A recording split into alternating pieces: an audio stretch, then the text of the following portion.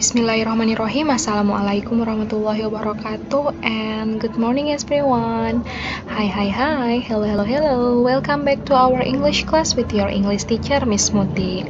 Selamat datang kembali di kelas bahasa Inggris bersama Miss Muti. Hi there, how are you today? Apa kabar hari ini? I hope you are doing good. Oke? Jadi Miss berharap dimanapun anandaku yang soleh dan soleha berada sekarang selalu dalam lindungan Allah Subhanahu wa Ta'ala. So today we are going to continue our English material. Jadi hari ini kita akan melanjutkan materi bahasa Inggris kita. Tapi sebelum kita memulai, don't forget to like the video, share, and subscribe this video. Jadi insya Allah kedepannya Miss akan mengupload video pembelajaran bahasa Inggris kita di YouTube channelnya Miss, sehingga anandaku bisa mengakses atau mempelajarinya dimanapun anandaku dan kapanpun anandaku mau belajar. Oke? So langsung saja kita mulai ya.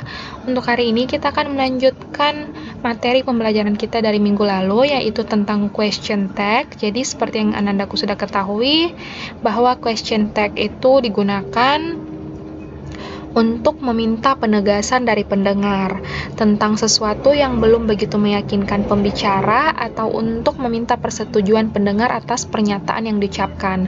Nah, yang biasanya ini di question tag ini seperti kata contohnya di Susila dances beautifully, doesn't she? Susila menari dengan cantik kan? Nah, itulah itu yang katakan, atau Susila dances beautifully, doesn't she? Jadi Susila menari dengan cantik bukan? Oke, jadi kalau dalam bahasa kita, dalam bahasa Makassar itu Susila dances beautifully, doesn't she? Susila menari dengan cantik toh? Cantik toh gitu. Nah, itu adalah meminta penegasan dari pendengar tentang sesuatu yang belum begitu meyakinkan pembicara. Nah, inilah dinamakan dengan question tag. Lalu ada beberapa rule yang harus kita ketahui tentang penggunaan question tag. Seperti yang anandaku ketahui bahwa ketika positive statement, atau ketika statement yang atau kalimatnya yang berada di depan itu adalah positif, maka ekor di belakangnya itu atau question tag-nya itu adalah negatif. Begitupun sebaliknya, oke? Jadi kalau di depan itu positif, berarti di belakang itu adalah negatif.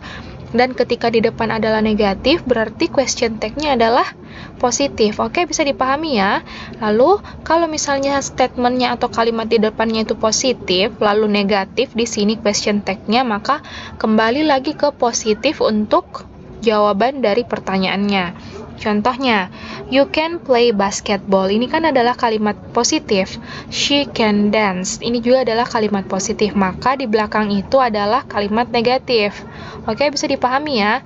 Tetapi untuk jawabannya kembali ke positif. Oke, jadi positif, negatif, positif. Oke, perlu diingat begitu saja kita. Kalau mau kita ingat, lebih mudahnya adalah positif, negatif, positif. Lalu kebalikannya negatif, positif, negatif. Oke, seperti itu.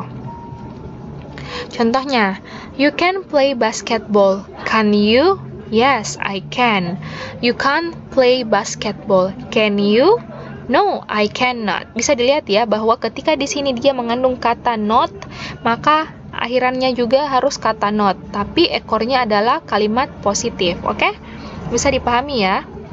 Oke, dan yang perlu diingat adalah ketika di depan sini adalah you, maka jawabannya harus adalah I. Itu untuk you dan I ya.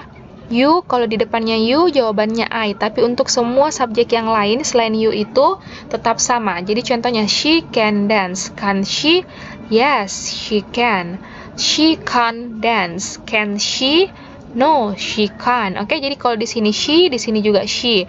Di sini she, di sini juga she. Oke, kecuali you. Oke, bisa dilihat ya.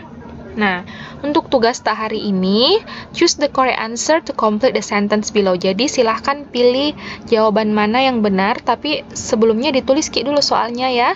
Jadi ditulis dulu soalnya, baru dijawab. Jadi tinggal dipilih apakah ini jawabannya atau ini. Setelah itu, untuk nomor 6 sampai 10, jawabannya itu contohnya di nomor 6. Jadi contohnya, you can play tennis. Can you? No, I can't. Kira-kira apa jawabannya nomor 7, 8, 9, 10? Jadi nomor 6, 7, 8, 9, 10 dijawab dengan kata yes atau no. Berbeda dengan nomor 1 sampai 5. Nomor 1 sampai 5 dipilih jawabannya salah satunya, oke? Lalu ditulis di sini. Tapi sebelum itu harus ditulis dulu semua soalnya. Bisa dimengerti ya? So, silahkan dikerjakan di buku tulisnya masing-masing.